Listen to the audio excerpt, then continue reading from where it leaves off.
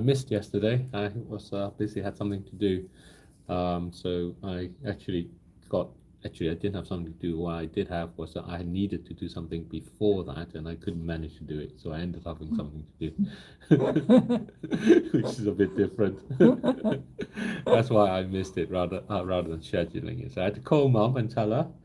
But this morning she thought I wasn't going to be able to come, so she got busy. But it's because I have a talk this evening and workshop on this book, Thriving at Nature's Pace, on the ideas there.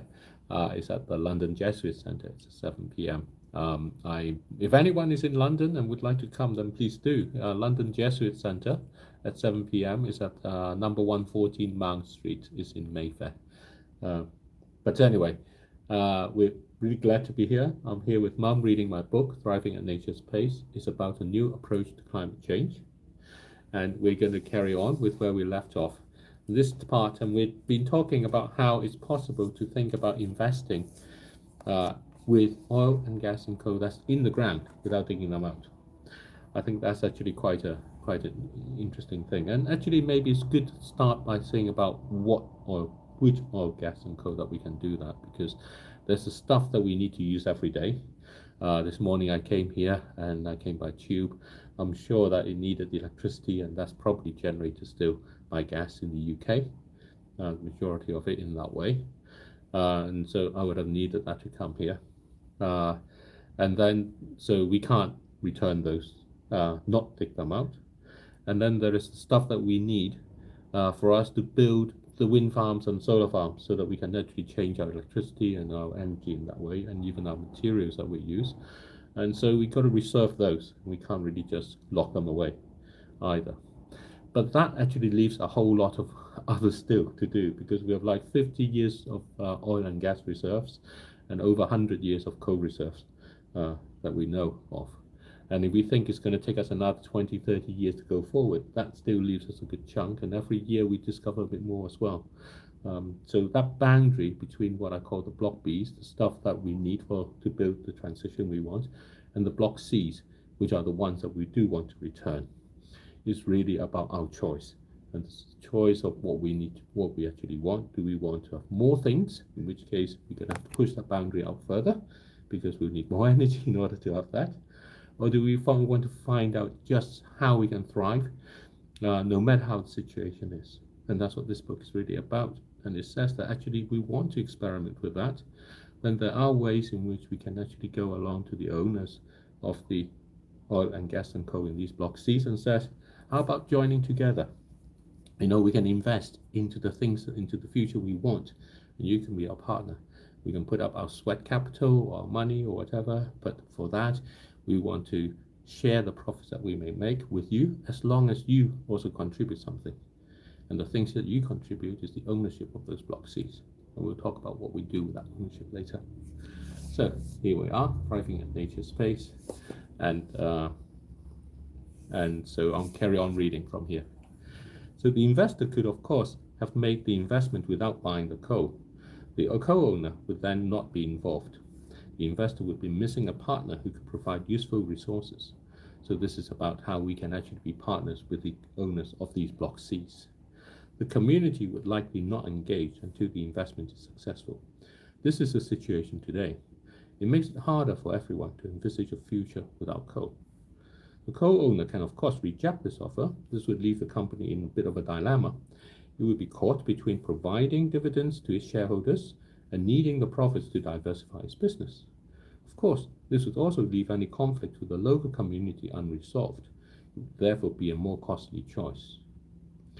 The local community could choose not to be involved. They would then have to seek funds from governments to subsidize the developments of their local economy away from coal. These funds will necessarily be hard to get, as local and national governments are increasingly running out of money. So this is about how everybody can be better off if they just work together. And working together in an investment approach that allows the coal that we may not need to use to be considered as actually a capital for investment. The same approach can be used also to keep oil and gas in the ground. The scenario illustrates how oil, gas, and coal in the ground can inspire investment synergies to bring multiple parties together. Just as a masterpiece of art can inspire innovations, so think about the Mona Lisa, nature's masterwork, oil and gas and coal in the ground, can equally inspire innovations without having to burn it. The investment banking industry can help other parties participate and discover their own synergies by standardizing the approach. This would give current oil, gas, and coal producers and owners new roles in selling oil, gas, and coal for the purpose of raising project financing to keep these materials in the ground. They can do this by creating standardized contracts, we call them Thrive contracts, for the oil and gas and coal in the ground. This allows the contracts to be traded and set a protocol for registering the ownership of the specific oil and gas and coal that's associated with the contracts. This will allow the contracts to be verified. In particular, it makes it possible to sell a coal mine, oil field, or gas deposit to multiple people, where some may want to extract the materials and some may want to keep them in the ground. This changes how countries view their oil and gas and coal deposits. They can have value even if they're not dug out and destroyed. Again, it's like a painting masterpiece. It's more valuable when it's not destroyed. The world's largest oil and gas producing country is the US. A little more than half of the countries in the world are oil and gas producers. About a third of them are coal producers. They can all be a part of this. Oil and gas production is managed by companies.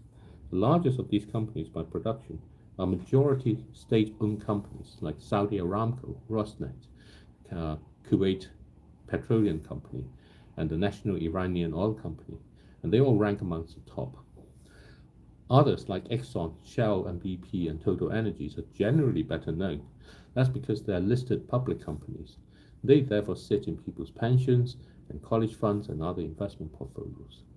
The term big oil refers to these public companies.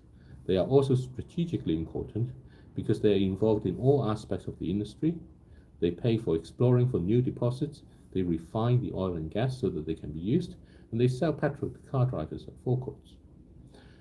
Coal production is managed by mining companies. There are dedicated coal miners and coal mining departments within larger mining businesses. The largest dedicated coal miner by volume is a national company, and this is Coal India Limited. The largest coal producing country is China. The largest coal exporting country is Indonesia. So Asia dominates coal production and use. The US is also a significant coal producer. Peabody Energy is the world's third largest coal producer by volume. It is the largest publicly listed coal producer. The US company went bankrupt in 2016. It then re-emerged, and this is significant. Bankruptcy does not mean the end of the road for oil, gas, and coal. As long as profits can be made, someone will buy the company out of bankruptcy to give the oil and gas and coal a new lease of life. This then comes back to the imagined investment scenario. The investor buys the coal from the owners to keep it in the ground. However, nothing stops the investor from reselling the ownership again. This can make it complicated to keep the coal in the ground forever.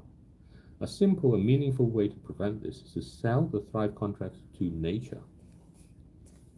Nature buys each contract by minting a Thrive coin.